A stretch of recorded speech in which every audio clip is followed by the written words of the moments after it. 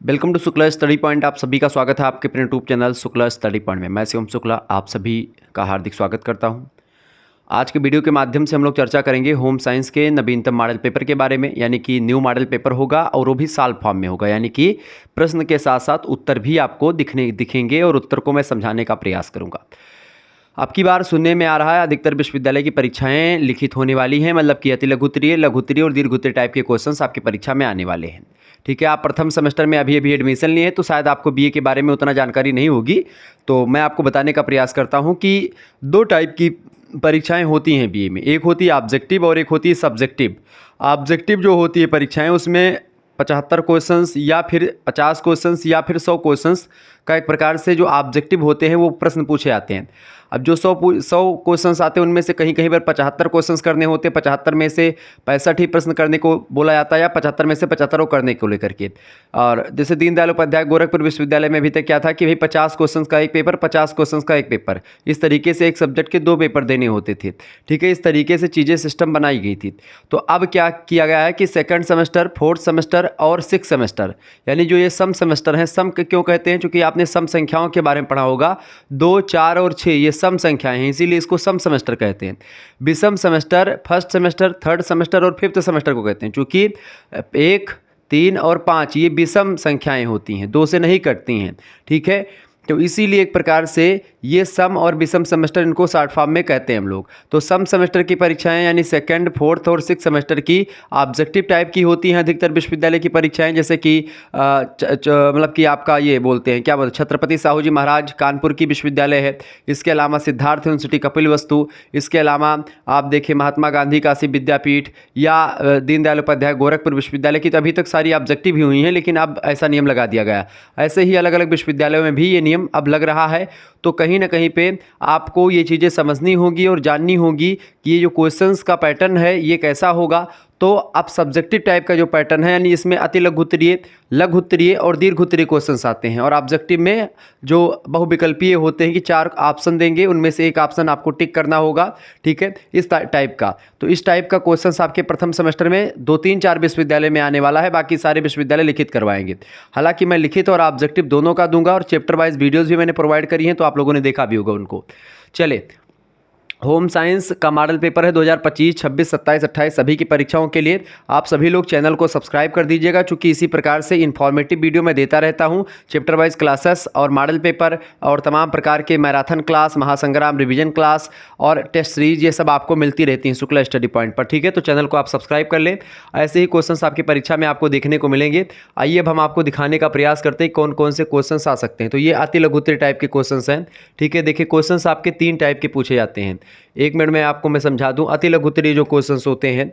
देखें, 1 मिनट में मैं आपको समझाने का प्रयास करूं तो बिल्कुल घबराने की आपको ज़रूरत नहीं है। देखिए, अति लघुत्तरीय जो क्वेश्चंस होते हैं वो छोटे प्रश्न होते हैं, इनको आपको 50 शब्दों में लिखना होता है। ठीक है, यानी आप 5 से 6 लाइन में इनको लिख सकते हैं। ठीक है, इनकी संख्या 10 होती, 10 के 10 प्रश्न आपको करने होते हैं, 2 नंबर का एक क्वेश्चन होता है। ठीक है, दूसरा होता है लघुत्तरीय टाइप का। लघुत्तरीय जो क्वेश्चन होते हैं इनसे थोड़े बड़े होते हैं, 150 या 200 शब्दों में इनको लिखना होता है आपको। इसके लिए आप 2 पेज दे सकते हैं। ठीक है, 2 पेज में आप इन उत्तर को लिख सकते हैं। इसके लिए आपको 8 से 10 नंबर या 8 नंबर या 10 नंबर के आसपास दिए जाते हैं। ठीक है, ये बात ध्यान रखेंगे। और तीसरे टाइप के जो क्वेश्चंस होते हैं वो होते हैं दीर्घोत्तरीय टाइप के। ठीक है, दीर्घोत्तरीय टाइप के क्वेश्चंस को आपको 450 यानी 450 या 500 शब्दों में लिखना होता है। ठीक है, इनको आप 3 से 4 पेज या 4 पेज, मेरे हिसाब से इसको आप 4 पेज दे सकते हैं एक क्वेश्चंस को। ठीक है, और इसमें आपको लगभग 4 क्वेश्चंस करने होते हैं लघुत्तरीय के, और दीर्घोत्तरीय के लगभग 1 या 2 क्वेश्चंस आपको करने होते हैं। ठीक है, ये बात ध्यान रखेंगे। अलग अलग विश्वविद्यालय अपने अपने हिसाब से मॉडल पेपर सेट करते हैं, पैटर्न बनाते हैं। ठीक है, तो ये ध्यान रखेंगे। बाकी मॉडल पेपर कैसा आता है इसको लेकर के प्लेलिस्ट में हमारी वीडियोस पड़ी हुई हैं, जो विभिन्न विश्वविद्यालय के क्वेश्चन पेपर हैं जो 2022 से 22, 2023, 2024 यानी 3 में जो परीक्षाएं हुई हैं उनके पेपर पड़े हुए हैं, तो आप देख लीजिएगा उनको। ठीक है, अब आइए आगे बढ़ते हैं और भी चीज़ों को जानने का प्रयास करते हैं।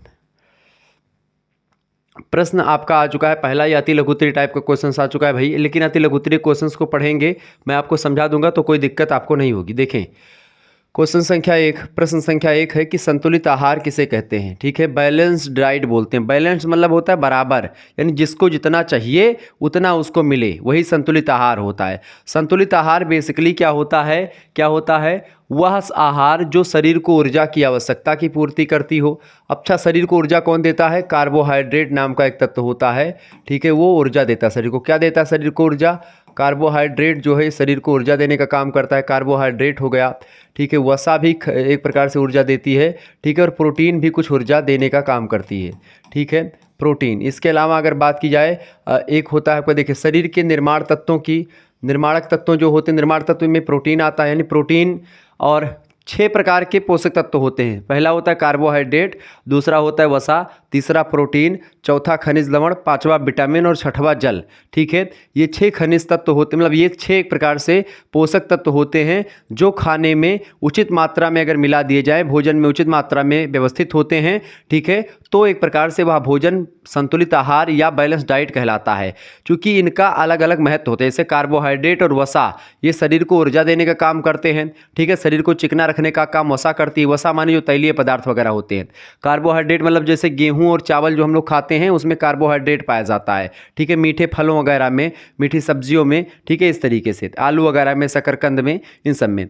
इसके अलावा अगला आता है प्रोटीन। सोयाबीन और मछली, इन सभी में प्रोटीन की मात्रा ज़्यादा होती है। ठीक है, सोयाबीन की अगर बात की जाए, पनीर वगैरह में भी होती है प्रोटीन। तो सोया मतलब जो प्रोटीन होता है ये शरीर के नियामक तत्व है। नियामक मतलब कि शरीर के जो ऊतक होते हैं, क्योंकि ऊतक समझते हैं ना, ऊतक और कोशिका, सबसे शरीर की सबसे छोटी इकाई कौन सी होती है? शरीर की सबसे छोटी इकाई होती है कोशिका। विभिन्न कोशिकाओं के मिलने से या कोशिका एक जैसे कोशिकाओं के मिलने से ऊतकों का निर्माण होता है, जिनको टिश्यू कहते हैं। ठीक है, कोशिका को अंग्रेजी में सेल कहते हैं। तो एक प्रकार से वो टिश्यू पेपर वाला नहीं, भी टिश्यू होता है ऊतक। ठीक है, वो एक प्रकार से ऊतक से, तमाम ऊतक मिलकर के अंगक का निर्माण करते हैं। अंगक से अंगतंत्र बनता है और अंगतंत्र से मिलकर के पूरा का पूरा बॉडी यानी कि शरीर बनता है। ठीक है, तो कोशिकाएं कहीं टूट फूट जाएं या ऊतकों का टूट फूट हो जाए, जब ऊतक टूट फूट जाते हैं या उन मतलब विभिन्न नए नए ऊतकों का निर्माण करना हुआ, तो ऐसे में प्रोटीन की ज़रूरत पड़ती है। ठीक है, इसके अलावा नियामक और सुरक्षात्मक तत्व। नियामक और सुरक्षात्मक तत्व में आपका क्या आता है भाई?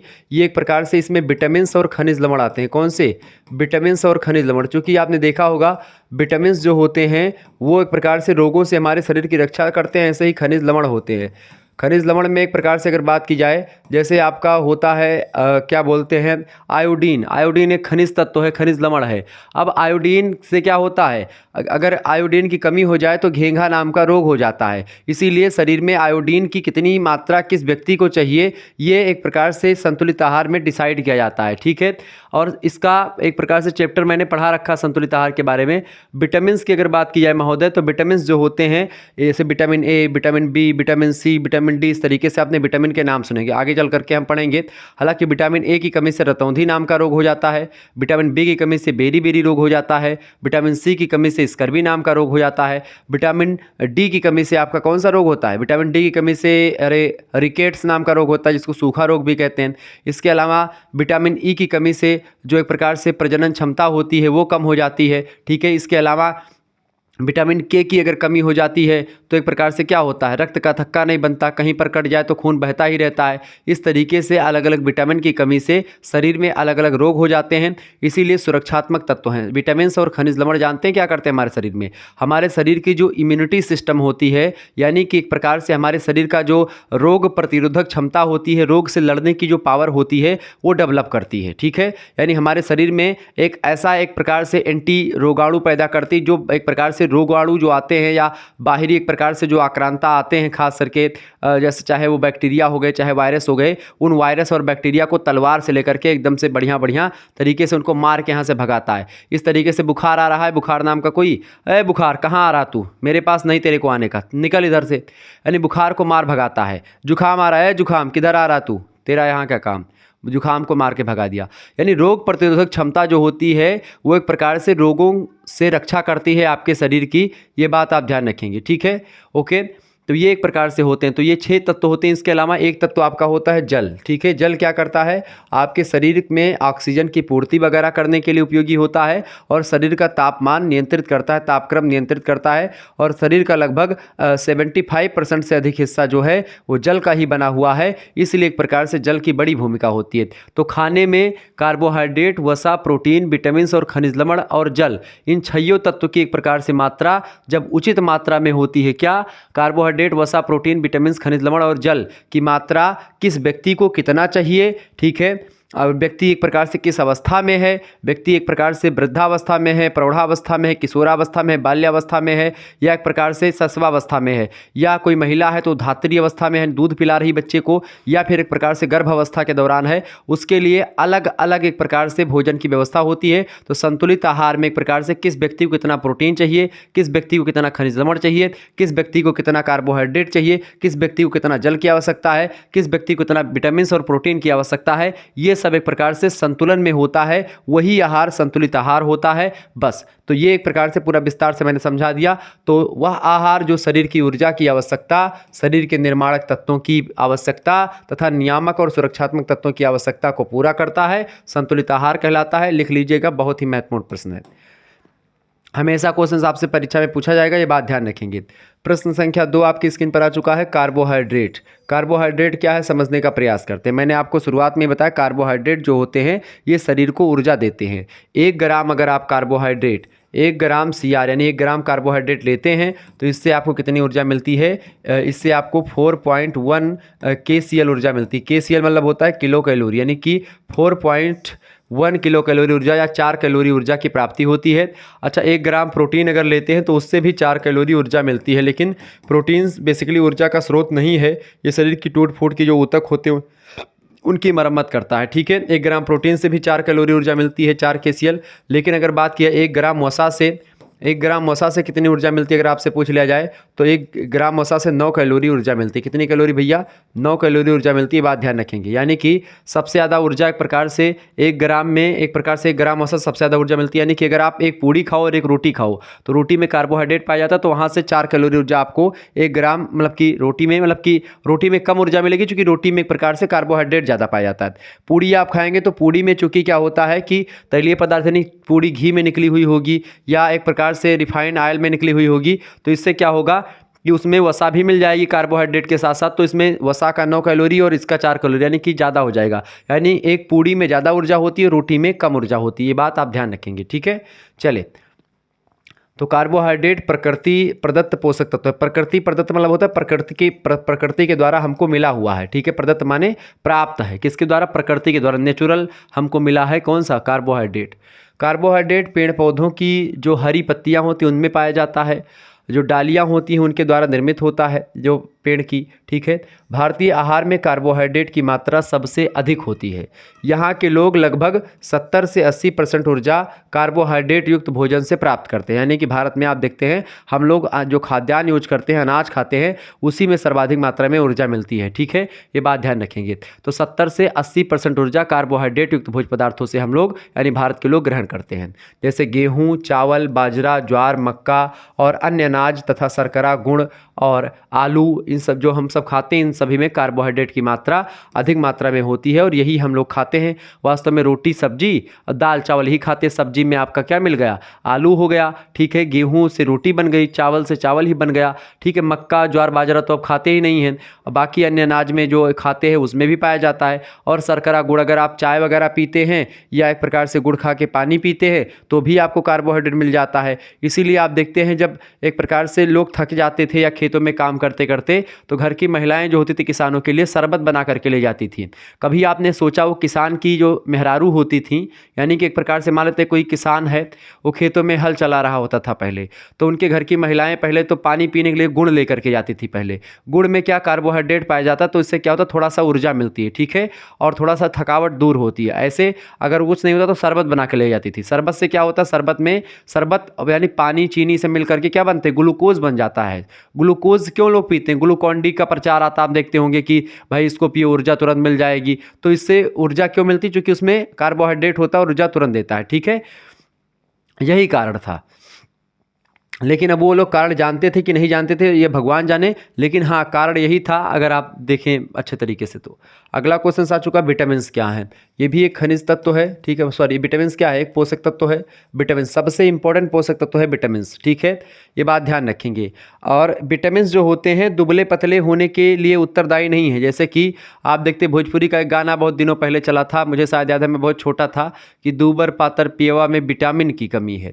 अब विटामिन की कमी से कोई व्यक्ति दुबला पतला नहीं होता। दुबला पतला किससे होता है? प्रोटीन की अगर कमी होती व्यक्ति में तो वो एक प्रकार से दुबला पतला होता है, ठीक है, ये बात। यानी प्रोटीन की कमी से मैरास्मस या क्वाशियोरकर रोग, या जिसको अब क्या बोलते हैं, यानी कि दुबला पतला हो जाता है व्यक्ति बहुत ज़्यादा, ठीक है, तो वो प्रोटीन की कमी से होता है। विटामिन जो होते हैं वो एक प्रकार से उससे शरीर में रोग बढ़ जाते हैं, और व्यक्ति जब रोगी हो जाएगा तो थोड़ा बहुत दुबला पतला जरूर हो जाएगा। लेकिन ये गाना जो था कहीं ना कहीं पे वैज्ञानिक दृष्टिकोण से उतना प्रभावी या उतना इफेक्टिव नहीं है जितना तरीके से गाया गया था। हालांकि उस पर नहीं जाते हैं, ये मैंने थोड़ा सा विनोद के पार्ट के रूप में इसको शामिल किया। विनोद मतलब थोड़ा सा हंसी मजाक हो गया, ठीक है, आप लोग बोर ना हो। देखिए विटामिन की अगर बात करें, विटामिन की, तो विटामिन एक प्रकार के रासायनिक तत्व होते हैं। रासायनिक मतलब क्या होता है कि ये केमिकल एलिमेंट होते हैं, ठीक है, जो शरीर में बहुत कम मात्रा में पाए जाते हैं विटामिन। यद्यपि विटामिन मात्रा में कम है फिर भी सामान्य कार्य, अच्छे स्वास्थ्य के संरक्षण और शारीरिक विकास हेतु अत्यंत अनिवार्य होते हैं विटामिन। भोज्य पदार्थ में विटामिन की पर्याप्त मात्रा नहीं होने से शरीर कई रोगों का शिकार हो जाता है। स्वस्थ रहने के लिए केवल प्रोटीन, कार्बोहाइड्रेट और वसा की ही आवश्यकता नहीं पड़ती, बल्कि भोजन में विटामिन रहने पर भी उपर्युक्त तत्व अच्छी तरह से शरीर उपयोगी होते हैं। विटामिन शरीर की अनेक आंतरिक क्रियाओं के लिए आवश्यक होते हैं, और कुल मिलाकर के विटामिन जो होते हैं हमारे शरीर को रोगों से बचाते हैं, हमारे शरीर को प्रोटेक्ट करते हैं, हमारे शरीर की रक्षा करते हैं रोगों से, ठीक है, यानी एक प्रकार से एक सिक्योरिटी का काम करते हैं विटामिन, ठीक है। विटामिन के कई स्रोत होते हैं, ठीक है, यही सब एक प्रकार जो हम लोग खाते पीते सब्जियाँ वगैरह, इससे विटामिन हमको ज़्यादा मिलती है। जैसे कि पीले पदार्थों में विटामिन ए पाया जाता है, ठीक है, पपीता वगैरह में। तो इस तरीके से चीज़ों को समझें। आगे देखिएगा, अगला क्वेश्चन आपकी स्क्रीन पर आ चुका है, फटाफट से आप देखेंगे, बहुत ही इंपॉर्टेंट क्वेश्चन है भाई। प्रश्न है खनिज तत्व के बारे में बताएं। देखिए मानवीय शरीर को स्वस्थ रखने तथा उसकी वृद्धि और विकास हेतु प्रोटीन, कार्बोहाइड्रेट और विटामिन, वसा तथा जल के साथ साथ खनिज तत्वों का भी होना बहुत ही आवश्यक माना जाता है। मानव शरीर में लगभग 24 प्रकार के खनिज तत्व पाए जाते हैं। कितने प्रकार के? 24 प्रकार के खनिज तत्व मानव शरीर में पाए जाते हैं लगभग। हमारे शरीर का 4% भाग जो है वो खनिज तत्वों से ही बना हुआ है। हमारे शरीर का जो 4% भाग है, मतलब कि 4% भाग वो खनिज तत्वों से ही बना हुआ, विभिन्न प्रकार के खनिज तत्व भोजन के द्वारा हमारे शरीर में पहुंचते हैं, और एक प्रकार से पहुंचते रहना आवश्यक भी है। मानव शरीर में खनिज तत्व मुख्यतया खास करके जो शरीर में पाए जाते हैं, बहुत फेमस जो एक प्रकार से या प्रसिद्ध जो रहे हैं, उनमें कैल्शियम हमारे शरीर में पाया जाता है, फास्फोरस, पोटेशियम, ठीक है, सोडियम, मैग्नीशियम, सल्फर, क्लोरीन, लोहा, मैग्नीज, तांबा, जिंक, कोबाल्ट, आयोडीन, ये सब एक प्रकार से जो पोषक तत्व हैं, खास करके ये खनिज तत्व हैं, पाए जाते हैं। Calcium, phosphorus, potassium, sodium, magnesium, sulphur, chlorine, लोहा, मैग्नीज, तांबा, जिंक, कोबाल्ट, आयोडीन, ये सब पाए जाते हैं। कहाँ पर? हमारे शरीर में पाए जाते हैं, ठीक है। इनका अपना अपना महत्व होता है, ये हमारे शरीर को प्रोटेक्ट करते हैं, रोगों से हमारे शरीर की रक्षा करते हैं। जैसे कि अगर बात की जाए, अगर एक प्रकार से आयरन की कमी आपके अंदर हो जाएगी, लोहे की कमी हो जाएगी, तो लोहे की कमी से कौन सा रोग होता है? लोहे की कमी से, आयरन की कमी से एक प्रकार से जो क्या होता है, खून में एक प्रकार से कोई दिक्कत आती है, ठीक है, ये ध्यान रखेंगे। यानी कि इसमें एक रोग होता है, मुझे ध्यान नहीं, आयोडीन की कमी से आप देखेंगे, आयोडीन अगर आपके अंदर कमी हो जाएगी तो घेंघा नाम का रोग हो जाता है, ठीक है। ऐसे ही और भी चीज़ें हैं, जैसे आयोडीन कमी से घेंघा नाम का रोग हो जाता है, ठीक है, ये बात आप ध्यान रखेंगे। रक्तअल्पता रोग हो जाती है, रक्तअल्पता, एनीमिया रोग, आयरन की कमी से कौन सा रोग होता है? एनीमिया नाम का रोग होता है, एनीमिया, ठीक है। कौन सा रोग होता है भैया? एनीमिया नाम का रोग हो जाता है, ये बात ध्यान रखेंगे। रक्तअल्पता इसको बोलते हैं, यानी रक्त की कमी हो जाती है, इसीलिए। अच्छा, आयरन किस में पाया जाता है? तो पालक में सबसे ज़्यादा आयरन पाया जाता है, या हरे पत्तेदार सब्जी या साग में एक प्रकार से आपको आयरन मिलता है। तो ये चीज़ें ध्यान रखेंगे। अगला क्वेश्चन आपकी स्क्रीन पर आ चुका, फटाफट से आप लोग देखने का प्रयास करेंगे। अच्छा, जब आप बीए के एक प्रकार से उसमें होते हैं, ठीक है, तो यही सब आपके प्रथम सेमेस्टर में पढ़ने को मिलता है, समझने का प्रयास करें। मतलब बीए प्रथम सेमेस्टर में आप एडमिशन पाए हैं तो आपको यही पढ़ना, यही क्वेश्चन आएंगे। कुपोषण क्या होता है? कु माने होता है एक प्रकार से अच्छा नहीं, पोषण माने अच्छा, कुपोषण माने कम पोषण, ठीक है, ध्यान रखेंगे, यानी उचित पोषण ना मिलना ही कुपोषण कहलाता है। कुपोषण का अर्थ है अव्यवस्थित भोजन जो आवश्यकता से अधिक या आवश्यकता से कम पोषण तत्व लेने के कारण से होता है। यानी मान लेते हैं आपको प्रोटीन की आवश्यकता कम है, लेकिन प्रोटीन आप दबुआ ले लिए, या विटामिन की आवश्यकता आपको कम है, विटामिन ज़्यादा खा लिए। इसी तरीके से आपको शरीर में एक प्रकार से कार्बोहाइड्रेट की ज़्यादा आवश्यकता नहीं, फिर भी आप कार्बोहाइड्रेट खूब ले रहे हैं, ठीक है। तो इससे क्या होता है, यानी कि आपके भोजन में एक प्रकार से पोषक तत्वों का तालमेल ना होना ही कुपोषण होता है, ठीक है। ध्यान रखेंगे इस बात को। अधिक हो जाएगा तो भी दिक्कत है, कम हो जाएगा तो भी दिक्कत।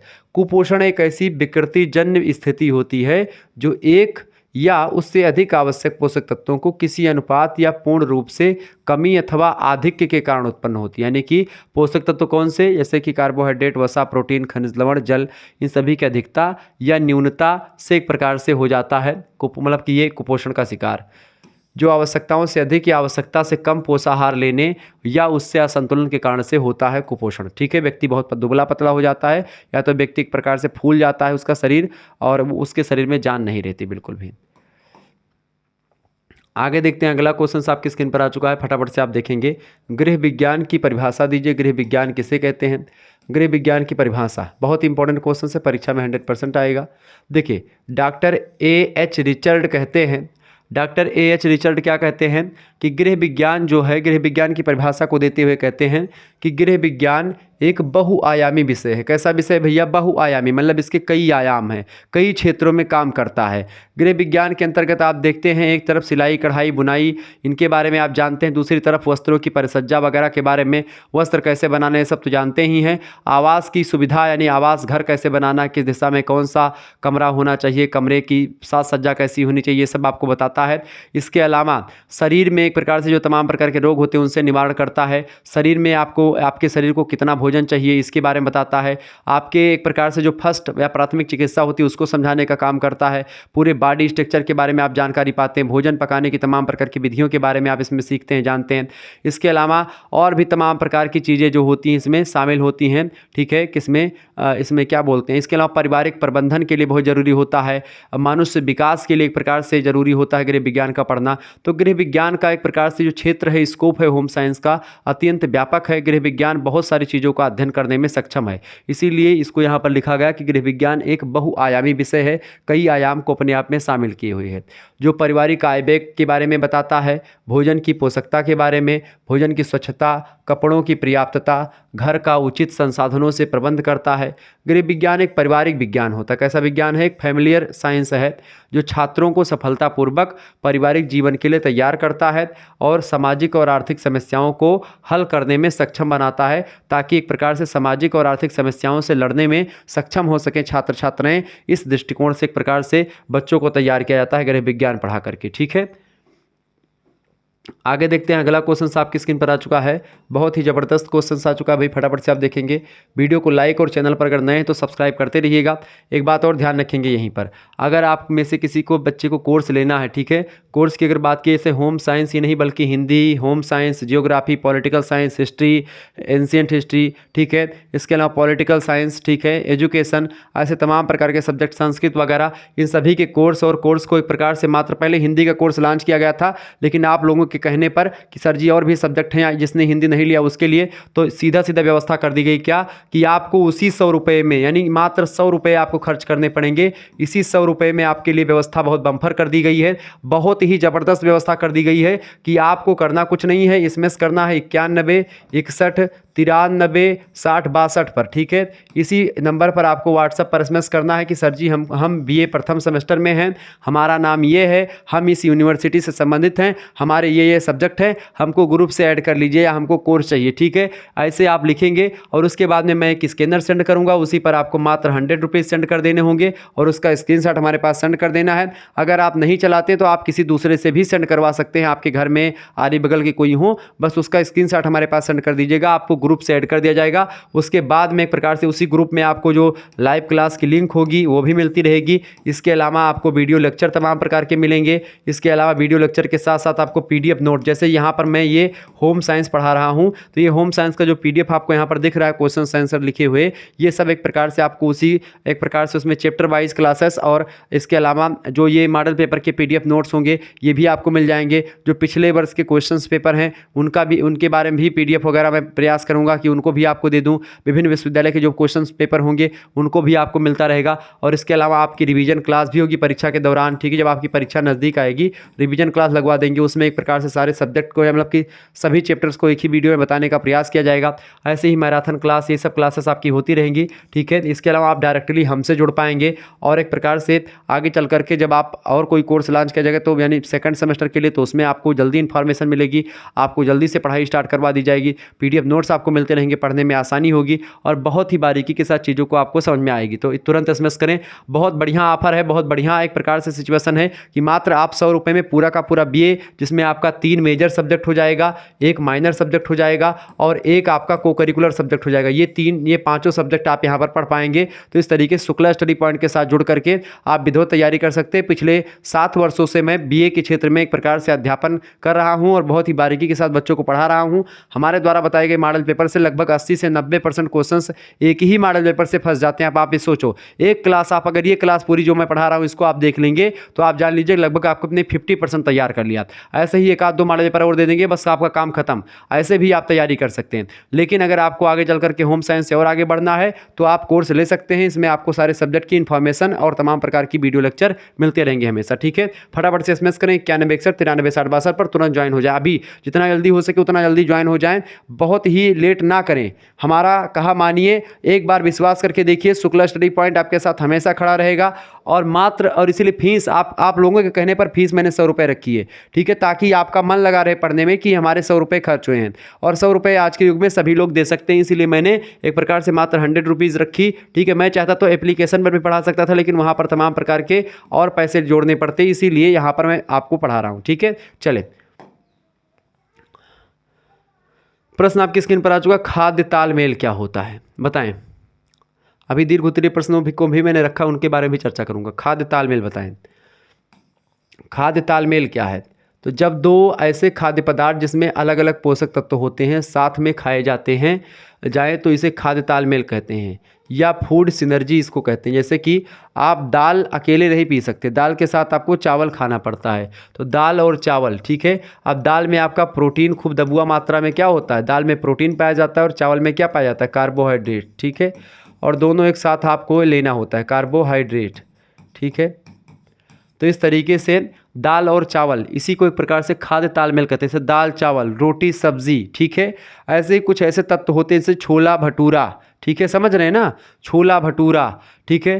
जैसे चाय के साथ बिस्किट, ठीक है, या नमकीन ले लेते हैं बहुत सारे लोग। तो ये सब फूड तालमेल है कि किसी एक के साथ आपको एक चीज़ खाना होता है। जैसे कि दलिया केला, दलिया समझ रहे हैं ना, दलिया गेहूं का होता है, उसके साथ केला, चूँकि दलिया गर्म होती है, केला थोड़ा ठंडा होता है, दोनों तालमेल बैठा कर खाएंगे, शरीर बनती रहती है, ठीक है। ऐसे ही और चीज़ें होती हैं जिसके बारे में आप समझ सकते हैं, ठीक है। जैसे कि आप जो है ब्रेड खाते हैं दूध के साथ, ठीक है, या चाय के साथ आप ब्रेड लेते हैं, उसको सेंक करके बढ़िया खाते हैं, ठीक है। ऐसे ही आप जो है पराठे के साथ चटनी खाते हैं, समोसे के साथ चटनी खाते हैं। तो ये एक प्रकार से अपना अपना यही होता है फूड सिनर्जी, या इसी को एक प्रकार से खाद्य तालमेल, अंग्रेजी में फूड सिनर्जी कहेंगे और हिंदी में खाद्य तालमेल कहेंगे। समझ रहे हैं ना चीज़ों को। तो खाद्य तालमेल क्या है कि जब 2 ऐसे खाद्य पदार्थ यानी खाने वाले पदार्थ जिसमें अलग अलग पोषक तत्व होते हैं, जैसे इसमें एक में प्रोटीन था, एक में कार्बोहाइड्रेट था, और साथ में खाए जाते हैं, तो उसी को खाद्य तालमेल या फूड सिनर्जी कहते हैं। मेरे हिसाब से ये आपको समझ में आ गया होगा, इसमें कोई ज़्यादा रॉकेट साइंस की बात नहीं है। अगला पॉइंट आपकी स्क्रीन पर आ चुका। अगला क्वेश्चन है खमीरीकरण क्या है। खमीरीकरण एक जैव रासायनिक प्रक्रिया होती है, यानी कि रासायनिक और जैविक, यानी कि इसमें एक जीव और रासायनिक तत्व ये मिल करके एक प्रकार से क्रिया करते हैं, इसीलिए इसको एक जैव रासायनिक क्रिया कहते हैं, ठीक है। इसमें जटिल कार्बनिक यौगिक जो होते हैं सूक्ष्म जीवों की सहायता से, यानी जटिल जो बहुत ज़्यादा जटिल कार्बनिक यौगिक होते हैं उनसे क्रिया होती है सूक्ष्म जीवों की, उनकी सहायता से वो सरल कार्बनिक यौगिक में कन्वर्ट हो जाते हैं, बदल जाते हैं, ठीक है। तो जटिल कार्बनिक यौगिक सूक्ष्म जीवों, अमीबा, पैरामीशियम, ऐसे छोटे छोटे तमाम प्रकार के और जीव होते हैं जो दिखाई नहीं पड़ते नंगी आंखों से। तो जटिल कार्बनिक यौगिक जब सूक्ष्म जीवों के संपर्क में आते हैं उनकी सहायता से सरल कार्बनिक यौगिक में विघटित हो जाते हैं, बदल जाते हैं। यही क्रिया खमीरीकरण की क्रिया कहलाती है, ठीक है। आगे देखते हैं। अगला क्वेश्चन आ चुका है, फटाफट से आप देखने का प्रयास करेंगे। प्रश्न बहुत ही महत्वपूर्ण है। गर्भ अवस्था, गर्भावस्था क्या होती है? गर्भावस्था यानी कि जब बच्चा एक प्रकार से माता के पेट में होता है, वही स्थिति गर्भावस्था होती है, ठीक है। ये ध्यान रखेंगे, यानी कि एक प्रकार से प्रसव से पहले और एक प्रकार से गर्भाधान के बाद से, मतलब गर्भाधान के बाद से और प्रसव तक की जो एक प्रकार से अवस्था होती है माताओं की, वो एक प्रकार से गर्भावस्था कहलाती है। तो जन्म से पूर्व की विकास की अवस्था गर्भाधान से, मतलब गर्भाधान से लेकर के बालक के जन्म के समय तक की अवस्था होती है, ठीक है। ये बात यानी कि जब गर्भ धारण किया तब से लेकर के और बालक जब तक जन्म नहीं ले लेता तब तक की अवस्था गर्भावस्था कहलाती है। यह अवस्था सामान्यतया 10 चंद्रमास अथवा 9 कैलेंडर मास, 10 चंद्रमास मतलब क्या होता है कि 10 ठू चंद्रमा, यानी कि जैसे चंद्रमास समझ रहे हैं ना, यानी कि जैसे कि ये मास जो होता है, जैसे कि चंद्रमा का एक प्रकार से उदय होना है, 15-15 दिन का पाक होता नहीं, पखवाड़ा जो हिंदी का होता है वो, ठीक है। या 9 कैलेंडर मास यानी कि लगभग 9 महीने।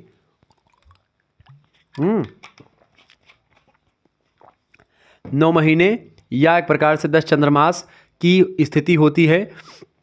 ये सभी लोग आप लोग जानते होंगे, इतना तो आपको पता ही होगा, ठीक है। इसी अवस्था में वंशानुक्रम का प्रभाव तय होता है कि बच्चे जो होंगे उनकी शकल माता पे जाएगी या पिता पे जाएगी, ठीक है। लिंग निर्धारण भी हो जाता है कि बच्चा एक प्रकार से बालक होगा या एक प्रकार से बालिका होगा। बालकों की संख्या भी तय होती है एक प्रकार से कि कितनी संख्या हो, मतलब कि बालक 2 है गर्भ में या 1 है, ये भी एक प्रकार से इसी 9 महीने में ही जो है तय हो जाता है। तो ये गर्भावस्था होती है। अगला क्वेश्चन आपकी स्क्रीन पर आ चुका है, शैशवावस्था, यानी कि बालक की शैशवावस्था। शैशवावस्था जन्म से के 2 सप्ताह से के बाद से शुरू होती है। जन्म के 2 सप्ताह के बाद से शुरू होकर के 2 साल तक शैशवावस्था चलती है, ठीक है। बालक को आत्मनिर्भरता की ओर ले जाने वाली यह अवस्था बालक के जीवन चक्र में महत्वपूर्ण स्थान रखती है, शैशवावस्था, ठीक है। शैशवावस्था के बाद में वैसे बाल्यावस्था आती है, फिर किशोरावस्था आती है। किशोरावस्था क्या होती है भाई? किशोर अवस्था जैसे कि जो व्यक्ति लगभग आप देखते हैं किशोर हो जाते हैं अपने, मतलब के पढ़ते लिखते हैं, लगभग आप मान लीजिए किशोरावस्था 12 साल से लेकर के या 13 साल से लेकर के 18 साल की अवस्था किशोर अवस्था कहलाती है, ठीक है। और उससे पहले बाल्यावस्था होती है 12 साल तक, ठीक है। 12 साल तक यानी 2 साल से या 3 साल से 12 साल तक की अवस्था, यानी कि आप देखेंगे 2 साल तक तो आपकी शैशवावस्था चलती है, उसके बाद में बाल्यावस्था आती है। बाल्यावस्था उत्तर बाल्यावस्था और पूर्व बाल्यावस्था 2 भागों में बांटती है, ठीक है। तो चीज़ें समझेंगे। किशोरावस्था क्या है? एडोलसेंस कहते हैं किशोरावस्था को अंग्रेजी में। परिपक्वता की ओर ले जाने वाली अवस्था होती है किशोर अवस्था। इसमें शारीरिक विकास, मानसिक विकास, सामाजिक और संवेगात्मक ये विकास बहुत डेवलप होता है। परिपक्वता तक बालक किशोरावस्था के अंत तक पहुंच जाता है। इसमें किशोरावस्था 13 साल से लेकर के 18 साल तक की अवस्था को माना जाता है। इस अवस्था में काफ़ी शारीरिक परिवर्तन होते हैं, शरीर डेवलप होता है। शारीरिक ही नहीं, व्यक्ति का एक प्रकार से जो व्यवहार होता है उसमें भी परिवर्तन यहाँ पर देखने को मिलता है, ठीक है। ये बात आप ध्यान रखेंगे। सॉरी। अपने व्यक्तित्व, बाह्य प्रारूप, स्वतंत्रता, शिक्षा, व्यवसाय आदि के प्रति वह अधिक सचेत हो जाते हैं। विपरीत लिंग के बालक बालिकाओं के प्रति उनका रुझान, उनका स्वाभाविक व्यवहार हो जाता है, यानी कि लड़के लड़कियों के प्रति और लड़कियां लड़कों के प्रति अट्रैक्ट, यानी कि आकर्षण, मतलब एक प्रकार से जो है आने लगती हैं, यानी एक दूसरे को एक प्रकार से पसंद करने लगती हैं। इसी दौरान प्रेम प्रेम वाला जो सिस्टम होता है वो शुरू हो जाता है बच्चों में, ठीक है। आजकल के तो बच्चे कक्षा 6 से ही प्रेम करना शुरू कर देते हैं, उससे पहले से ही, ठीक है। हम लोग तो जान पाए हैं प्रेम वगैरह के बारे में, कब आपसे क्या बताएं, जब हम लोग 10 वर्ष पार कर लिए तब कुछ पता नहीं था ये लड़के लड़की का क्या मैटर होता है, क्या कुछ नहीं, मतलब कुछ समझ नहीं पाते थे हम लोग, ठीक है। लड़कियों से बोलना भी एक प्रकार से डर लगता था कि हाँ कोई बोल दे। इंटर तक हम लोग नहीं बोले, उसके बाद से फिर जब बीए करने लगे तब भी बीए वहीं गाँव से किए। लेकिन जब एक प्रकार से बाहर गए कानपुर पढ़ने के लिए तो वहाँ पर लड़के, मतलब कि जब वहाँ पर कोचिंग पढ़ रहे थे तो वहाँ पर लड़कियों से बातचीत, मतलब कोई पहली बार वहाँ पर हुआ कि भाई लड़की लड़का एक साथ बोल सकते हैं, बातचीत कर सकते हैं। बाकी स्कूल वगैरह में हम लोगों के लड़की को लड़के देखते तो तुरंत गुरुजी मार देते थे कि कहाँ देख रहा है बे, पढ़ो, पढ़ाई पे ध्यान दो, इस तरीके से, ठीक है। लेकिन ये सब होता है तो, लेकिन आजकल के जो स्कूल वगैरह हैं बच्चे स्वतंत्र हैं, लड़के लड़कियों से बातचीत कर सकते हैं। वैसे कोई रोकता नहीं था, लेकिन डर लगता था पहले कि अभी लड़की से बोलोगे, अभी डांट देगी तो बड़ी बेइज्जती होगी। ये सब इसे पहले की मूवी भी ऐसी बनती थी कि भाई हीरो एक आध दो झप्पड़ पा जाता था तभी प्यार वाला इजहार होता था उसका, उसके बाद में, ठीक है। ये सब चीज़ें हुआ करती थी। तो बालक बालिकाओं के प्रति उनका रुझान और स्वाभाविक व्यवहार ये एक प्रकार से विपरीत लिंग, मतलब कि लड़के लड़कियों के प्रति आकर्षित होते हैं और लड़की लड़कियों के प्रति, लड़कों के प्रति, ठीक है। ये किशोरावस्था के दौरान ही होता है। किशोरावस्था एक संतुष्ट और सुख अवस्था होती है। इस दौरान बच्चे खूब एंजॉय करते हैं। अगली अवस्था आती है महोदय वृद्धावस्था। वृद्धावस्था की अगर बात करें, वृद्धावस्था कौन सी अवस्था होती है? यानी कि जब व्यक्ति वृद्ध हो जाता है। वृद्धावस्था से आशय व्यक्ति में कोषाणु का बनना रुक जाना होता है। ठीक है, शरीर में शेष कोषाणुओं पर ही निर्भर रहने से होता है। धीरे धीरे शरीर के जो अंग अवयव होते हैं उसकी कार्यकुशलता अथवा क्षमता में कमी आ जाती है वृद्धावस्था में। भारतवासियों में वृद्धावस्था सामान्यतः 55 साल से लेकर के 60 वर्ष की आयु से शुरू हो जाती है, यानी 55 या 60 के बाद में शुरू हो जाती है। अच्छा, गांव वगैरह में जब व्यक्ति 60 साल का हो जाता है तो कहते हैं कि गांव वगैरह में लोग क्या कहते हैं कि सठिया गए हैं। सठिया गए मतलब समझ रहे हैं ना, 60 के ऊपर हो गए हैं, तो दिमाग काम करना भी थोड़ा बहुत कम कर देता है। ठीक है, इसीलिए 60, 62 साल या 65 साल पर रिटायर कर देते हैं लोगों को, ताकि एक प्रकार से वो घर में रह के अपने परिवार के साथ एक प्रकार से एंजॉय कर सकें। ठीक है, ये बात आप ध्यान रखेंगे। वृद्ध व्यक्ति जो किसी रोग की अवस्था के शिकार हो गए हैं हों और शारीरिक दृष्टि से अपंग हो गए हों अथवा सामाजिक और आर्थिक दृष्टि से कमज़ोर हो गए हों, उन्हें विशेषकर निर्देशन एवं सहायता की ज़रूरत पड़ती है। ठीक है, तो ये एक प्रकार से वृद्धावस्था होती है। आगे बढ़ते और भी चीज़ों को जानने का प्रयास करते, फटाफट से आप देखिएगा, बहुत ही इंपॉर्टेंट क्वेश्चन आ चुका है। प्रश्न आपका है अंकुरीकरण क्या होता है? अंकुरीकरण की अगर बात की जाए तो कच्चा या पका कर खाने के लिए बीजों से छोटे छोटे अंकुर निकालने की जो प्रक्रिया होती है उसी को अंकुरण कहते हैं। क्या बोलते हैं भाई? अंकुरीकरण क्या होता है? कच्चा या पका कर खाने के लिए जो बीज होते हैं उन बीजों में एक प्रकार से जो अंकुर निकलता है उसी अंकुर को एक प्रकार से निकालने की प्रक्रिया को अंकुरण कहते हैं। इस क्रिया के द्वारा किसी भी ऋतु में सलाद आप प्राप्त कर सकते हैं। ठीक है, अंकुरण की क्रिया में सबूत अनाज और दालों को अंकुरित किया जाता है और उसके बाद में उसके अंकुर का प्रयोग करके किया जाता है। ठीक है, ये होता है अंकुरीकरण की प्रक्रिया। आगे देखते हैं, अगला क्वेश्चन आपकी स्क्रीन पर आ चुका है, फटाफट से आप लोग देखने का प्रयास करेंगे। चलें, वीडियो को लाइक और शेयर करते रहिएगा, क्योंकि इसी तरीके से इन्फॉर्मेटिव वीडियो मैं लगातार देता रहता हूँ। ठीक है, चलें, जितने भी लोग देख रहे हैं भाई सभी लोग वीडियो को लाइक कर दीजिएगा। बड़ी मेहनत लगती है एक वीडियो को बनाने में, तो प्लीज़ वीडियो को लाइक करें। आप बिना लाइक करे चले जाते हो तो बड़ा दिक्कत होती है, और बहुत ही मेहनत करता हूँ और मेहनत का फल आप लोग देते नहीं हैं। ठीक है, तो प्लीज़ लाइक करें चैनल को, मतलब सब वीडियो को लाइक करें, चैनल को सब्सक्राइब करके जाइएगा, क्योंकि 6 सेमेस्टर तक मैं आपको विधिवत तरीके से पढ़ाऊंगा। कहीं पर भटकने की ज़रूरत आपको नहीं पड़ेगी। कोई और पढ़ने का आप अगर किताब भी नहीं लेते तो भी आप शुक्ला स्टडी पॉइंट से पढ़ करके पास हो जाएंगे बड़े आराम से। ठीक है, तो ये आपके जो सीनियर्स होंगे उनको पता होगा, वो जानते होंगे, लेकिन आप पहली बार है तो आप एक बार क्लास को देख रहे हैं तो उसी में पता चल रहा होगा कि हाँ आपको किस तरीके की चीज़ें पढ़ाई जा रही हैं, कैसे पढ़ाई जा रहा है। ठीक है,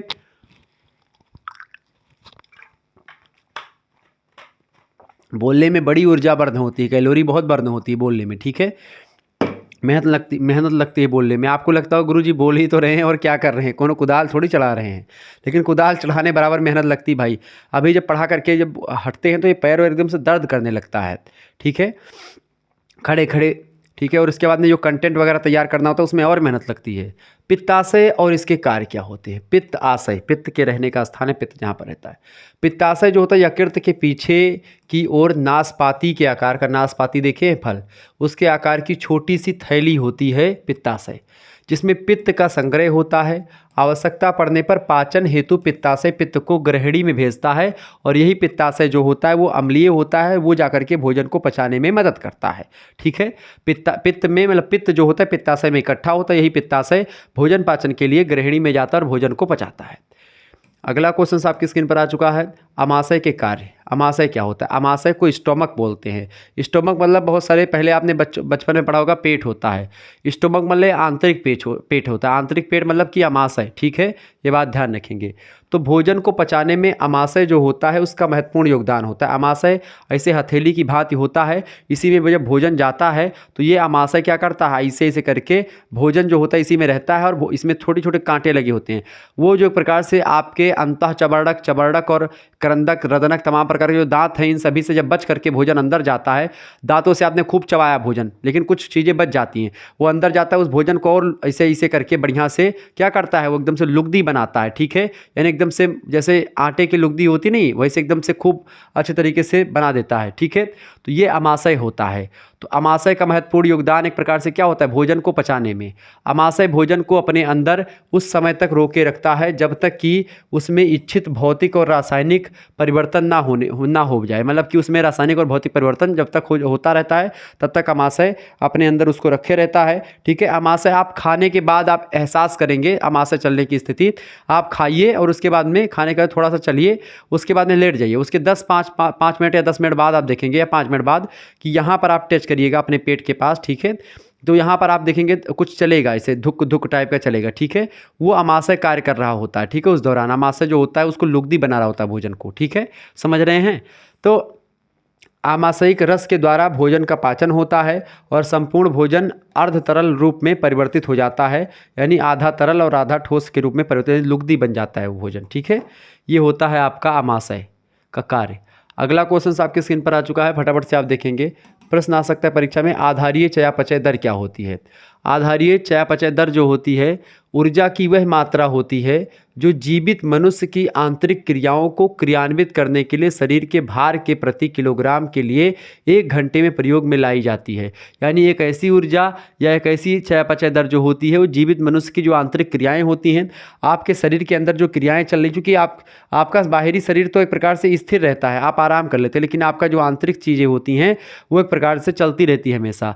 तो उन क्रियाओं को क्रियान्वित करने के लिए शरीर के भार के प्रति किलोग्राम, यानी कितना भार है उसके किलोग्राम के लिए 1 घंटे में प्रयोग में लाई जाती है एक प्रकार से आधारीय चयापचय दर।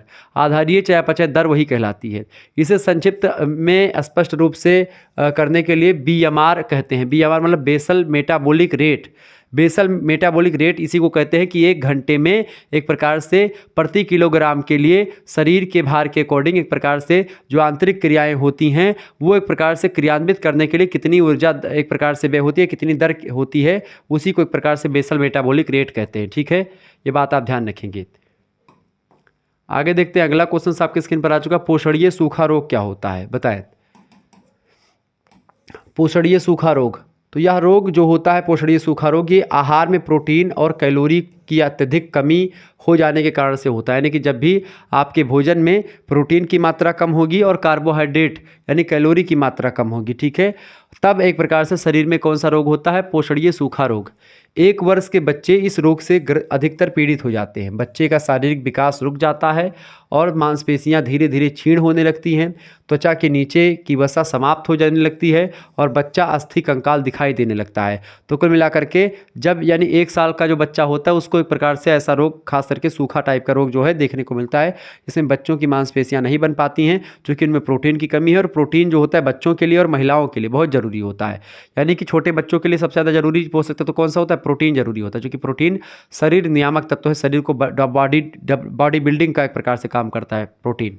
ठीक है, अभिवृद्धि से आप क्या समझते हैं, अभिवृद्धि क्या होती है, जिसको आप ग्रोथ बोलते हैं अंग्रेजी में, ठीक है, और डेवलपमेंट बोलते हैं विकास को। तो शरीर की अभिवृद्धि भी होती है और विकास भी होता है। अभिवृद्धि से आप क्या समझते हैं, शारीरिक वृद्धि एवं बढ़ोतरी को विकासात्मक मनोविज्ञान के अंतर्गत अभिवृद्धि कहा जाता है।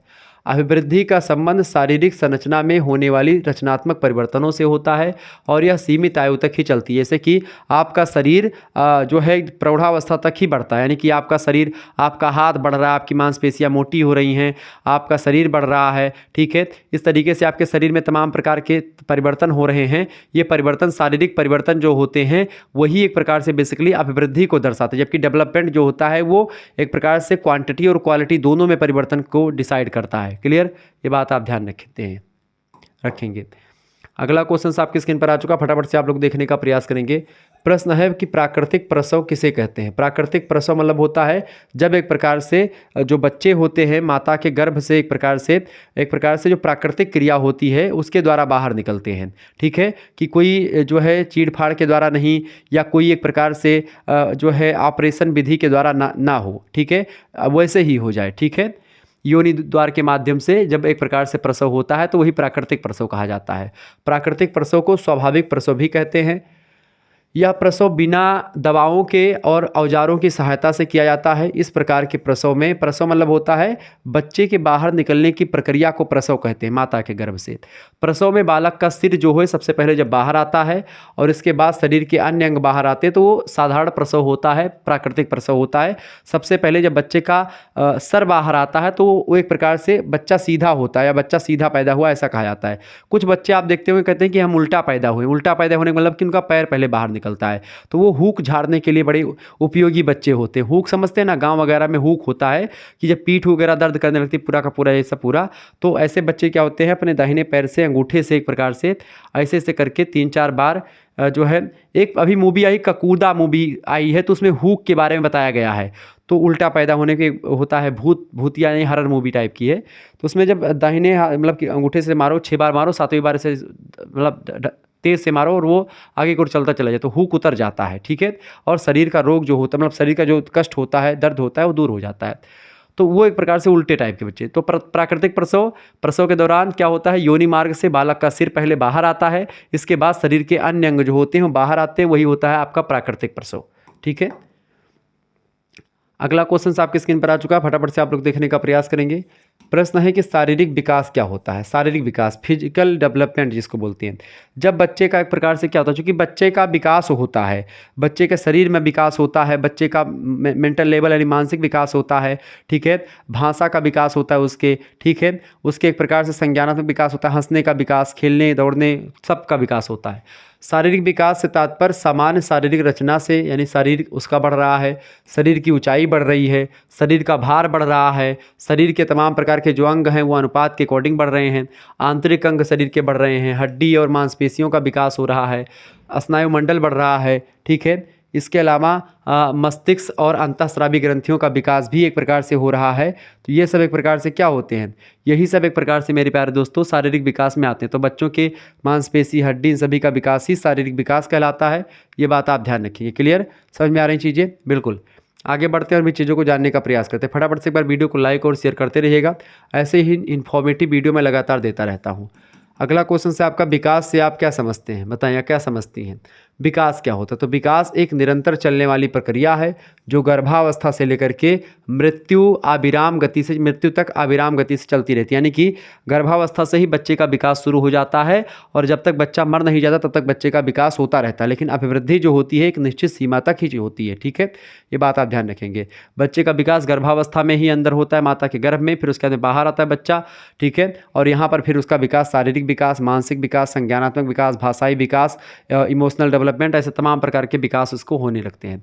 हरलाक नाम के एक विद्वान हैं, उन्होंने एक प्रकार से विकास की परिभाषा को देते हुए कहा कि विकास का तात्पर्य बढ़ने से नहीं होता है, इसका तात्पर्य व्यवस्थित तथा समानुपात परिवर्तन से होता है जो परिपक्वता के लक्ष्य को प्राप्त करने की ओर होते हैं। यानी इसमें एक प्रकार शारीरिक विकास, भाषाई विकास सब के विकास से है, केवल शरीर के बढ़ने से नहीं होता, ठीक है। अभिवृद्धि केवल शारीरिक बढ़ने से होता है, ठीक है। आगे देखेंगे, अगला क्वेश्चन आपकी स्क्रीन पर आ चुका, फटाफट से आप लोग देखने का प्रयास करेंगे। बहुत ही महत्वपूर्ण प्रश्न है, देखेंगे, सभी लोग देखने का प्रयास करेंगे। प्रश्न आपकी स्क्रीन पर आ चुका महोदय, देखिए। दीर्घ उत्तरीय का क्वेश्चन आपका है। लघु उत्तरीय, दीर्घ उत्तरीय में ऐसे प्रश्न खास करके दीर्घ उत्तरीय में आता है, पूछा गया था। पकाने की आधुनिक विधियों का संक्षिप्त विवेचना कीजिए। भोजन पकाने की जो तमाम प्रकार की विधियां हैं, आधुनिक विधियां, उनके बारे में आपको बताना है। भोजन पकाने की कई सारी विधियां हैं, एक एक विधियों को हम लोग जानने का, समझने का प्रयास करते हैं बारीकी के साथ, ठीक है। आप सभी लोग चैनल पर अगर नए आए हैं तो सब्सक्राइब जरूर कर लीजिएगा और ऐसे ही वीडियोज़ आपको लगातार मिलती रहेंगी हर एक सब्जेक्ट की, ठीक है। तो भोजन पकाने की आधुनिक विधियों में पहली विधि आपकी कौन सी है, आग पर भूनना, ठीक है। जब हम कोई चीज़ आग पर रख करके भूनते हैं तो भोजन पकाने की पहली विधि होती है, ठीक है। पहले हम लोग ऐसे ही करते थे।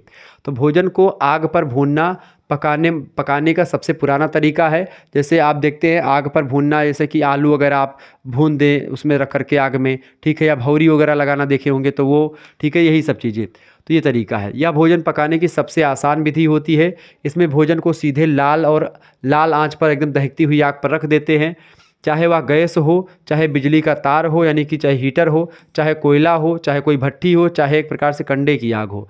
इनके लिए ज़रूरी नहीं कि शुरू से सख्त आंच लगे, यानी कि ज़रूरी नहीं कि शुरू से एकदम से दहकती हुई आग हो, नॉर्मल आग है तो भी हो जाता है। भुनने के लिए आग को धुएं और राख आदि से रहित होना चाहिए, यानी यहाँ पर राखी और एक प्रकार से धुआं ज़्यादा ना निकले। नहीं, अगर ज़्यादा धुआं निकलेगा तो धुआं ही ना आएगा, इसीलिए एक प्रकार से जब थोड़ा सा आग हो जाए उसके बाद में इसको करना चाहिए। भोजन पर कालिख लग जाती है राख की, इससे दिक्कत होती, कभी कभी भोजन अच्छा नहीं लगता है। आग पर थोड़ा सा नमक छिड़कने से यह साफ़ रहता है, तो आग पर थोड़ा सा नमक छिड़क दें, उसके बाद में एक प्रकार से इससे क्या होगा, कालिख नहीं लगेगी और धुआं ही नहीं आएगा एक प्रकार से जो होता है आपका भोजन। इसलिए एक प्रकार से तो भोजन बनाने का ये पहला तरीका होता है, कौन सा? भोजन बनाने का पहला तरीका होता है महोदय, ठीक है, क्या? आग पर भूनना, ठीक है। दूसरा तरीका भोजन बनाने का क्या होता है? भोजन बनाने का दूसरा तरीका होता है सेंकना, ठीक है। क्या करना? सिकाई करके। सिकाई कैसे होती है? जैसे तंदूरी रोटी खाए हैं, वही रोटी एक प्रकार सिकाई की जाती है उसकी। एक बंद बर्तन जिसे तंदूर कहते हैं बेसिकली, उसमें सूखा गर्म करके पकाने की विधि सेकना कहलाती है। इसको आप बेकिंग भी कहते हैं। आप देखते हैं बेकिंग एक प्रकार से जो होता है इसी विधि से होता है। यह तंदूर बिजली या गैस का हो सकता है। तंदूर के अंदर की हवा गर्म की जाती है और यह भोजन को पकाती है। अच्छे परिणाम प्राप्त करने के लिए यह ज़रूरी है कि तंदूर में भोजन को ठीक तरह से रखा जाए और पूरे समय तक तापमान ठीक रहे। जैसे बिस्किट वगैरह बनाया जाता है, डबल रोटी, केक, ये सब बेकिंग विधि के द्वारा पकाए जाते हैं, ठीक है। ये बात आप ध्यान रखेंगे। तो इस तरीके से ये एक प्रकार से ये बेकिंग विधि के द्वारा बनाए जाने वाले एक प्रकार से, जैसे कि आप देखते हैं बेकरी के जो बिस्किट, डबल रोटी, केक वगैरह जो बनाए जाते हैं वो बेकिंग के द्वारा बनाए जाते हैं। एक बंद बर्तन होता है जिसे को तंदूर कहते हैं, सूखा गर्म करके पकाने की विधि होती है। इसमें हवा केवल गर्म कर दी जाती है, उसी में रख देते हैं, उसी हवा गर्म हवा के संपर्क में आकर के भोजन जो होता है वो पक जाता है। ये होता है सेंकना, ठीक है। इसके अलावा होता है मिट्टी का एक तंदूर बनता है, जिसमें मिट्टी की जो तंदूरी रोटी होती है वो बनाई जाती है, ठीक है। तो मिट्टी का तंदूर जो होता है ये थोड़ा सा उससे अलग होता है। आपने शादी ब्याह में देखा होगा एक मिट्टी का तंदूर होता है या एक टीना होता है बड़ा सा, उसके अंदर माटी छोपी होती है और उसके अंदर एक प्रकार नीचे से आग लगाते हैं और ऊपर एकदम से उसमें दहकती हुई आग आती है और तंदूर में एक लोहे का वो ले रहते हैं और रोटी एक प्रकार तंदूरी वाले ऐसे से एक व्यक्ति करता है, वो सेके रहते हैं। वही रोटी में वो लोहे का बजा करके अंदर एक प्रकार से या कपड़ा से लेकर के अंदर हाथ से करके वो डालता रहता है, ठीक है। और इससे वो तंदूरी रोटी जो प्राप्त होती है, जो बफर वगैरह में आजकल आप लोग खाते हैं, ठीक है, वो तंदूर, वो उस विधि से पकाना। तो मिट्टी का तंदूर आम तंदूर या ओवन से थोड़ा भिन्न होता है। यह अपेक्षाकृत सस्ता होता है, बड़ा होता है और गोलाकार होता है। पहले इसे आग बिजली से गर्म कर लिया जाता है, मतलब बिजली से गर्म करो चाहे उससे गर्म करो, ठीक है, उससे तब चपाती या नान बनाई जाती है। नान रोटी आप खाए हैं? नान तंदूर टाइप की ही रोटी होती है, तो तंदूरी नान ये सब अलग अलग वैरायटी की होती है, तो ये सब उसी में बनाई जाती हैं, ठीक है। यह तंदूर की भीतरी दीवारों पर चिपका दी जाती है रोटियां और उसके बाद बन जाती है। जैसे सीख कबाब, तंदूरी मछली, मुर्गा तंदूर, इन सभी में खाने मतलब बने खाने के कुछ उदाहरण होते हैं जो तंदूर में बनते हैं, मिट्टी के तंदूर में, ठीक है। इसके अलावा और भी एक प्रकार से तंदूर में जैसे क्या बनता है, भूनना जाता है। इसमें क्या चीज़ें होती भाई, देखें, भुनना भी एक प्रकार से एक विधि होती पकाने की। भुनना बेसिकली खुली आंच पर सूखा पकाना होता है ताकि भोजन सब तरफ से एक साथ गर्म हो जाए। उदाहरण के लिए जैसे भुरते के लिए जब बैगन आप भूजते हैं, भरते, ठीक है, भरता आप खाएं, भरता चोखा जिसको कहते हैं, चोखा बेसिकली तला जाता है। देखिए चोखा और भरता में क्या अंतर होता है आपको मैं बताऊँ। चोखा जो होता है वो तला जाता है, ठीक है। तो चोखा बनता है कब, जब एक प्रकार से आप किसी को बैगन को भून करके, आलू को भून करके उसके बाद में वैसे मिला दें, आलू और बैगन केवल भून करके मिला करके तेल डाल करके नमक डाल करके केवल मिला दें तो भरता कहलाता है। लेकिन उसी को एक प्रकार से वही बैगन भून करके, आलू उबाल करके और एक डग में बढ़िया सा डाल करके तेल डाल करके उसको छौंक दे बढ़िया तड़का वड़का लगा करके, तो वही चोखा कहलाता है। तो चोखा और भरता में ये अंतर होता है, ये ध्यान रखेंगे, ठीक है। तो भूनना जो होता है ये खुली आंच पर क्या होता है, कंडा वंडा सुलगा करके उसको बढ़िया आग बना ली जाती है और उस पर बैगन डाल दो या एक प्रकार से आलू डाल दो, ठीक है, कुछ भी जो भूनना हो वो डाल दो, ठीक है। ये बात आप ध्यान रखेंगे, ओके। तो ये होता है आपका भूनना, ठीक है। तो ये भून करके या बनाते हैं, तो ये से भरता वगैरह हुआ ये सब। पांचवा होता है विधि खाना पकाने की, वो होती है गीला गर्म करना। गीले गर्म करने में क्या होता है, उबालना आपका शामिल है, भाप में पकाना, मंद आंच में पकाना, ये सब एक प्रकार से गीला गर्म करके भूनना शामिल है, ठीक है। जैसे आप आलू उबाल रहे हैं पानी गर्म करके या भाप में एक प्रकार से कुकर विधि के द्वारा, इस तरीके से, ठीक है। इसके अलावा उबालना एक होता है, यह जल में भोजन पकाने की विधि होती है। इसमें भोजन जल में डूबा रहता है पूरा का पूरा, लगभग 100 डिग्री सेल्सियस पर उबलता है। बुलबुले तेजी से जल की सतह पर फूटते और उबालते उबालते भोजन पक जाता है। जैसे कि आप देखते पहले अगर आपने आलू उबालना देखा होगा तो इसी विधि से बनते हैं, ठीक है। उबाल करके आलू बनते हैं। गीला गर्म करना एक प्रकार से क्या होता होता है गीले गर्म करने से, जैसे उबालना, भाप से में पकाना, भाप से इसे आप देखते हैं आसा फरा बनना कभी देखे हैं? जैसे फरा बनना देखते हैं, जैसे कि जो चावल के आटे से एक प्रकार से ऊपर पानी नीचे गर्म होता रहता है और ऊपर कपड़ा डाल करके, कपड़ा थोड़ा सा नीचे करके फिर उस पर उसको ढक दिया जाता है और वो भाप से पक जाता है। वो एक प्रकार से गीला गर्म करना होता है। उबालना जब आलू में मतलब पानी डूबे रहती पूरी की पूरी आलू में, ठीक है, इस तरीके से पकाया जाता है। सातवां जो पकाने की विधि है भैया वो कौन सी होती? बफाना या रिझाना। उबालने की तरह यह भी विधि जल में भोजन को पकाने का एक तरीका होता है। इसमें द्रव की कम मात्रा में कम ताप पर अधिक देर तक भोजन पकाया जाता है, यानी इसमें पूरा का पूरा जल में डूबा नहीं रहता पदार्थ, कुछ कम रहता है जल, ठीक है। तो इस तरीके से भोजन पकाने की आधुनिक विधियां हैं। ये प्रश्न परीक्षा में 100% आएगा, तो इसको आप नोट डाउन कर लीजिएगा। आगे बढ़ते और भी चीज़ों को जानने का प्रयास करते। बहुत ही महत्वपूर्ण क्वेश्चन आ चुका है। देखिए प्रश्न आपकी स्क्रीन पर है। दो प्रकार के अंतर आपको, एक तो धमनी और सिरा में अंतर देखना है, और दूसरा एक प्रकार से ये प्रश्न धमनी और सिरा में क्या अंतर है प्रश्न पूछा जाता रहता है, और एक प्रश्न आपसे पूछा था कि प्रश्वसन और निःश्वसन में क्या अंतर है, ठीक है। दोनों को समझने का प्रयास करते हैं, ठीक है। ये सब प्रश्न पूछे गए हैं। ये ऐसे क्वेश्चंस हैं जो कि पिछले 2-3 वर्षों में परीक्षा में आपके विभिन्न विश्वविद्यालयों में पूछे गए हैं। उन्हीं प्रश्नों को यहाँ पर मैंने रखा है, ये बात आप ध्यान रखेंगे। यानी कि ये प्रश्न रिपीटेड क्वेश्चंस हैं, बहुत बार परीक्षा में पूछे जाने वाले प्रश्न। लगभग 3 वर्षों में कई न कई विश्वविद्यालय में ये सारे प्रश्न पूछे गए हैं। धमनी और सिरा में क्या अंतर होता है समझने का प्रयास करते हैं। धमनी और सिरा। धमनी की अगर बात की जाए, पहला अंतर, फुफ्फुसीय धमनी को छोड़ अन्य धमनियों में शुद्ध रक्त बहता है। यानी कि फुफ्फुसीय धमनी में अशुद्ध रक्त बह सकता है, लेकिन जो शुद्ध धमनियाँ होती हैं या एक प्रकार से जो अन्य धमनियाँ होती हैं उनमें शुद्ध रक्त ही बहता है। जबकि सिराओं में अगर बात की तो फुफ्फुस सिरा को छोड़ करके अन्य सभी सिराओं में अशुद्ध रक्त बहता है। यानी कि फुफ्फुस सिराओं में केवल शुद्ध रक्त बहता है, बाकी सारे में अशुद्ध रक्त बहता है। जबकि फुफ्फुस धमनी में केवल एक प्रकार से अशुद्ध रक्त बहता है, बाकी सारी धमनियों में शुद्ध रक्त बहता है। पहला अंतर। दूसरा अंतर यह है कि शुद्ध रक्त होने से लाल चमकीला और रक्त सटके से बहता, सटके मतलब झटके से बहता, बहुत बहुत सॉफ्ट बहता है। क्योंकि इसमें क्या होता है, जो खून होता है वो एकदम से शुद्ध होता है, लाल इसीलिए दिखता है, चमकीला दिखता है और एक झटके के साथ बाहर निकलता मतलब बहता है इसमें धमनियों में। जबकि सिराओं में क्या होता है कि अशुद्ध रक्त होता है, अशुद्ध रक्त होने के कारण से इसका रंग जो होता है काला और बैगनी रंग टाइप का हो जाता है, जो बिना झटके के साथ बहता है। यानी कि एक प्रकार से इसमें धीरे धीरे बहता, फंस करके बहता है, ठीक है। इसके अलावा त्वचा के काफ़ी, अगला अंतर है धमनी में और सिरा में, कि जो धमनियाँ होती हैं त्वचा के काफ़ी नीचे तह में होती हैं, ठीक है। त्वचा के काफ़ी नीचे तह में होती हैं धमनियाँ, जबकि जो सिराएँ होती हैं त्वचा के ठीक नीचे होती हैं, ठीक है। ये बात ध्यान, त्वचा के ठीक नीचे धमनी मतलब सिराएँ होती हैं और उससे भी नीचे एक प्रकार से आपकी क्या होती हैं, धमनियाँ होती हैं।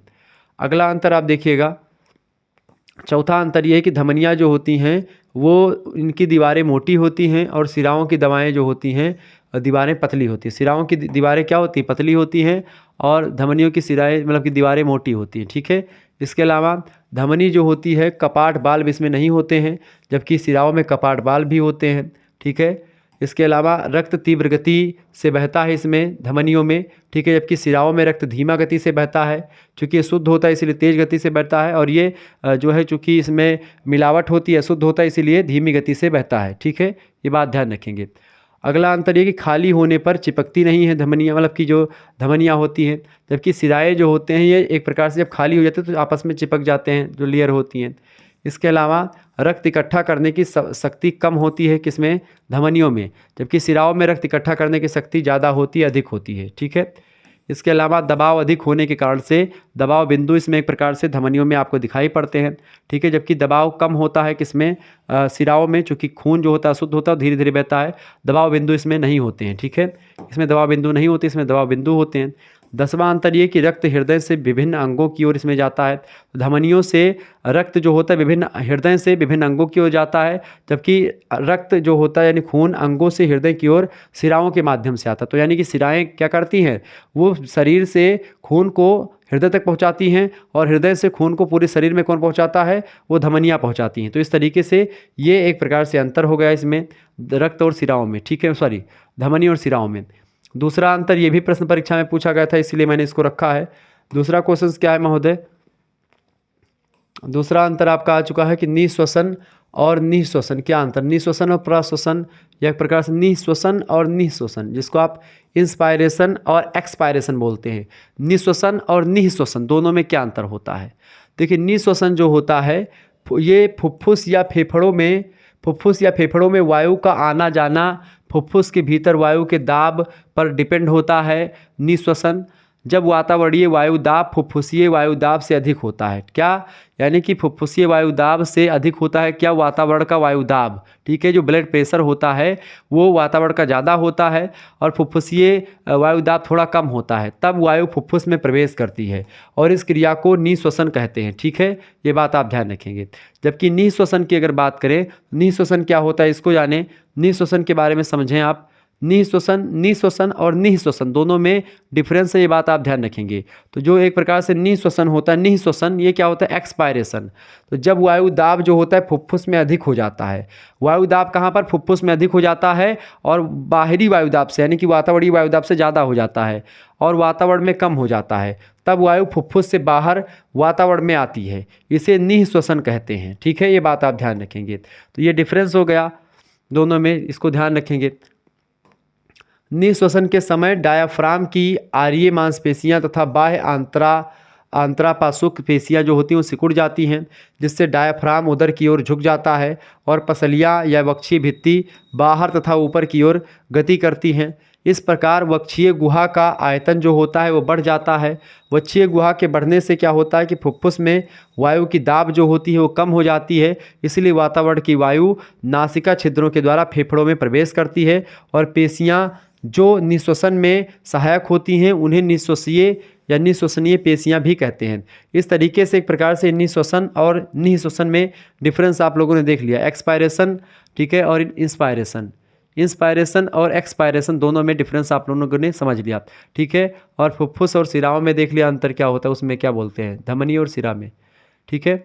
इसके अलावा हिंदी का अगर आपने नहीं देखा है तो हिंदी का कल क्लास हुई थी हिंदी की, आप लोगों ने देख लीजिए। हिंदी काव्य मैंने उसमें पढ़ाया था, ठीक है, कल मॉर्निंग में क्लास हुई थी इसकी, ठीक है। आप लोगों ने देखा होगा हिंदी काव्य का मॉडल पेपर दिया हुआ है, इसमें 100% क्वेश्चंस आने वाले हैं और इसका एक मॉडल पेपर जल्द ही और आएगा, ठीक है। तो ये एक प्रकार से बहुत ही महत्वपूर्ण वीडियो था हिंदी वाला। तो आपका सब्जेक्ट अगर हिंदी है तो आप देख लीजिए, और हिंदी के कोर्स भी है, तो कोर्स वगैरह लेने के लिए आपको मैंने बताया नहीं था कि भाई आपको PDF प्राप्त करना है या कोर्स लेना है, उसके लिए आपको कुछ करना नहीं है। 91 61 93 60 62 इसी पर आपको व्हाट्सअप SMS कर देना है। मात्र 100 रुपीज़ में आपको सारे सब्जेक्ट के PDF नोट्स मिलते रहेंगे। और इसके अलावा इसमें आपके 3 मेजर सब्जेक्ट, एक माइनर सब्जेक्ट आपका होगा और एक को करिकुलर सब्जेक्ट होगा। इन सभी के कोर्स आपको मिलते रहेंगे, PDF नोट्स मिलेंगे, वीडियो लेक्चर मिलेंगे, लाइव क्लासेस की लिंक मिलेगी, ग्रुप से ऐड कर दिया जाएगा, वहाँ पर आपको एक प्रकार से जो है चैप्टर वाइज क्लासेस मिलती रहेंगी, ठीक है। मिलेंगे फिर नेक्स्ट वीडियो में, तब तक के लिए जय हिंद जय भारत। आप सभी का बहुत बहुत धन्यवाद। हमारे साथ जुड़ने के लिए इसी प्रकार से अपना प्यार हमेशा बनाए रखेंगे, ऐसे ही लगातार आप हमारे साथ जुड़े रहें, यही मैं प्रार्थना करता हूँ, ठीक है। चले, बहुत बहुत धन्यवाद। Good night all of you, सभी को।